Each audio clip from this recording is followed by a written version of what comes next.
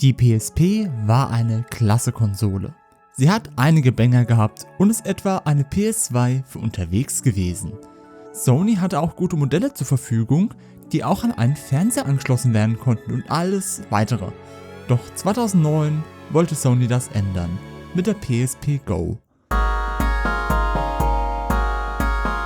Gute allerseits. Ja, im neuen Jahr können wir doch mal das neue Format hier machen. Failed Tech. Denn die PSP Go wäre ja super für dieses Format. Jetzt ist neu, die PSP Go. Ja, was war das für ein Fehlschlag? Dies ist die 4. Revision der PSP-Reihe an Konsolen, die hierzulande 2005 mit der PSP 1000 begonnen hat und dann mit den Slim-Konsolen erweitert wurden.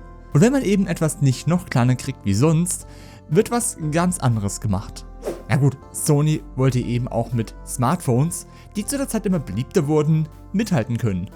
Ja, denn 2009, da gab es auch schon das iPhone 3G und 3GS, welche ja mit einem Superpreis sehr beliebt waren. Es war halt in 2007 kam das erste iPhone auf den Markt, aber noch ohne App Store, welcher ein Jahr später kam. Da hat man aber eben schon gesehen, dass Spiele für unterwegs eher auf dem Smartphone stattfinden werden, wie auf einem dedizierten Handheld. Das Handy hat halt eben den Vorteil, dass es eben nicht nur telefonieren kann und man es sowieso immer dabei hat.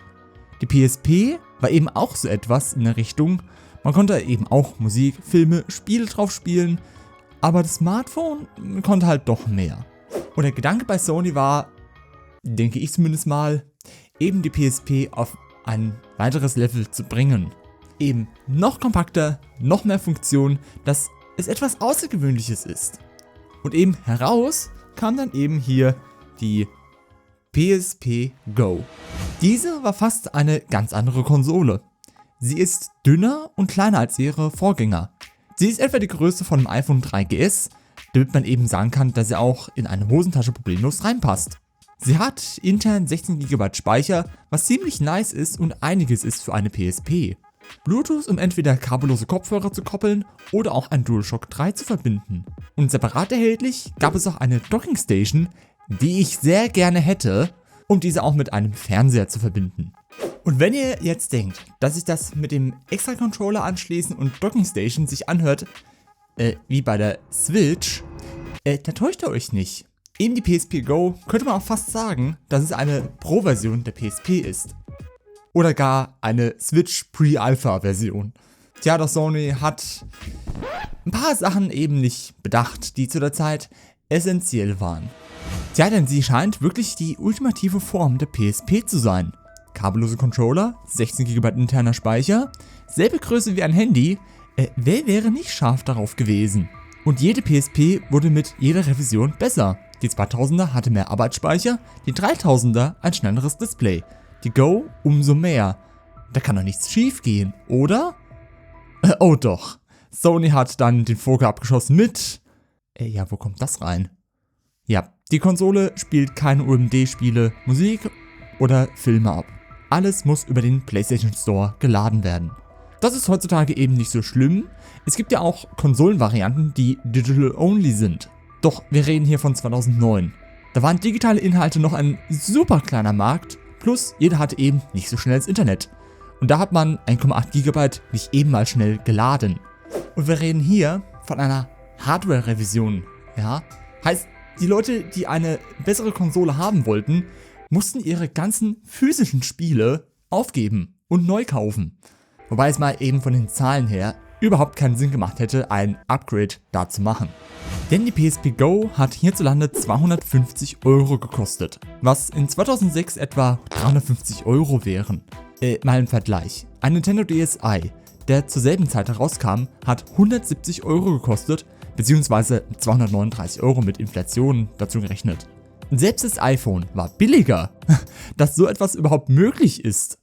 Denn dies hat auch etwa 200 € gekostet. Ja, es kommt halt drauf an. Hier in Deutschland, da war das halt immer im Vertrag irgendwie. Es war, wenn man es hochrechnet, doch noch ein bisschen teurer, aber in den USA, da hat das Ding $200 gekostet. Und jetzt kommt eben der Knaller. Selbst die PSP 3000, die dann auch UMD-Spiele abspielte, hat genauso viel gekostet zu der Zeit wie der DSi. Also auch 170 Euro.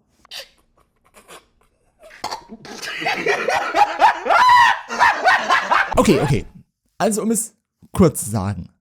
Man hat eine Konsole mit weniger Funktionen bekommen, für mehr Geld und man muss die ganzen Spiele neu kaufen. Erkennt einer diese Logik?